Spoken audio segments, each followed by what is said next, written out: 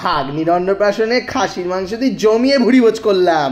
Hello guys, তো আজকে আমরা চলে এসেছিলাম আমরা ভাগ্নির অন্নপ্রাশনে।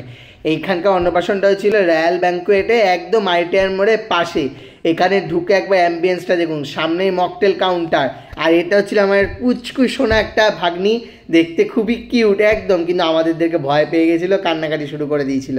আর আজকে যা গরম, ও থাকতেও পারছে না এই গরমের মধ্যে। তো যাই হোক, আমরা চলে এলাম স্টার্টার কোর্সে। এখানে রয়েছে রেশমি কাবাব, এখানে রয়েছে ফ্রাইড প্রন, আর এদিকে হচ্ছে ভেজের একটা আইটেম। এখানে সব মেন কোর্সের আইটেম, ডাল, আলু পটলের চিংড়ি দিয়ে। এখানে হচ্ছে ঝুরঝুরে বাসন্তী পোলাও, একদম মারাত্মক।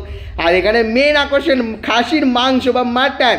আর এখানে রয়েছে যে কাতলা পাতুরি, আর এদিকে বিভিন্ন ফিশ বাটারফ্রাই রয়েছে, রাইস রয়েছে, তারপরে যেগুলো দেখালাম মেনু। এখন আমরা চলে গেলাম মেন খাওয়ার আইটেমে।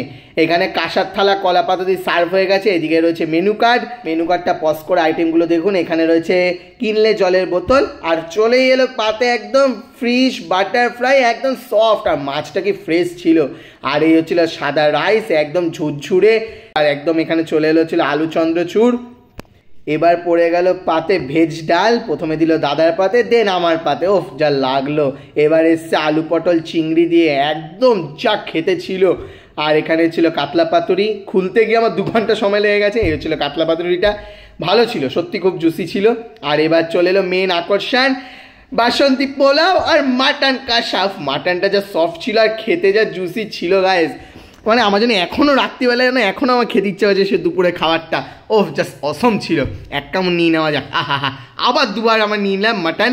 ওফ, এবার হচ্ছে চাটনি পাঁপড়, আর সঙ্গে ছিল একটা বড় সাইজের রসগোল্লা উইথ পান।